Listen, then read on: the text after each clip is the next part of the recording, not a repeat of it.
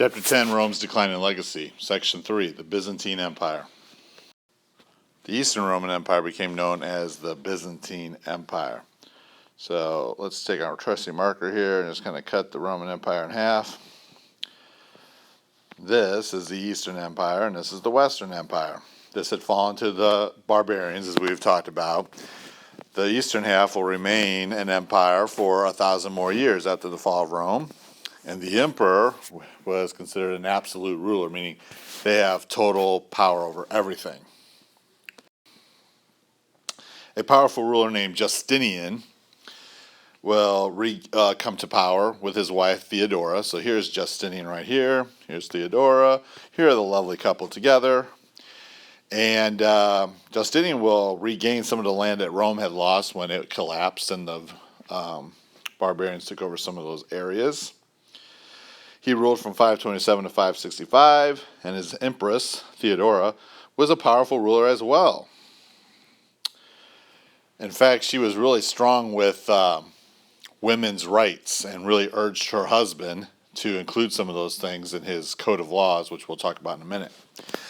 He rebuilt Constantinople, which had been kind of damaged during a revolt in the empire, and he built many new structures like this one right here called the Hagia Sophia, which is a very famous church. It was a Christian church back then, but now it's a Muslim mosque. Justinian is most known for his code of laws called Justinian's Codes, which were laws that were created based on Roman laws by ridding themselves of some outdated Roman laws and rewriting some others to make them seem a little more clear. His codes included laws on marriage, slavery, property, women's rights, and criminal justice.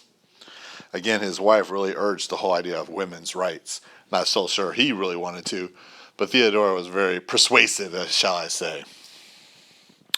The Byzantines considered themselves to be an extension of Roman and Greek culture, and so those two were really preserved in the Eastern Empire, whereas in the West, much of the Roman culture was lost when the Germanic peoples took over. We're now going to talk about some differences within Christianity. You had the Roman Catholic Church, which had formed in the West based out of Rome.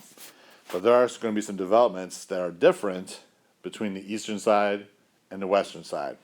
Some of these differences include the authority of the emperor in church matters. Really, the emperor was the head of the church in the east, where the Pope, of course, is the head of the church in the west. The Pope claimed authority over both east and west, but the Eastern Church refused to recognize the Pope as the head of the church. They saw the emperor as the head. In 1054, the Christian church was split into two different religions. One in the east will be called the Eastern Orthodox Church, and in the west you have the Roman Catholic Church based out of Rome. The Pope claimed authority over all Christian emperors and kings, which gave them the power to influence many different governments in the West. And we'll see that more in future chapters. But I want to focus our attention on this chart here to show you some other differences between just who is in charge of the church. So with the Roman Catholic Church, you have the leader, which is the Pope. The Pope has authority over all kings and emperors. Priests may not be married. Latin is used in services. On the Eastern Orthodox side, you have the leader, which is called the Patriarch, and the bishops run the church as a group. An emperor has authority over officials of the church.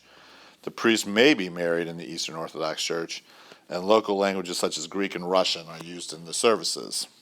Similarities include faith based on Jesus and the Bible. Leaders are priests and bishops. Both want to convert people to Christianity. So let's not get confused. These are both Christian churches. They just had different ideas, and so they split. After Justinian's death, there were street riots, religious quarrels, disease, and constant threats from foreign enemies. Some of those foreign threats were from the Slavs, the Persians, Turks, Serbs, and Arabs, as well as having their own civil wars within their boundary, which weakened the empire. In 1453, the Seljuk Turks, otherwise known as the Ottoman Turks, they will conquer Constantinople, as you kind of see in the map here.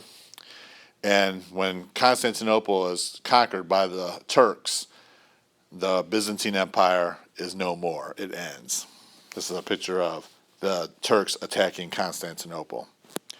That is the end of section 3.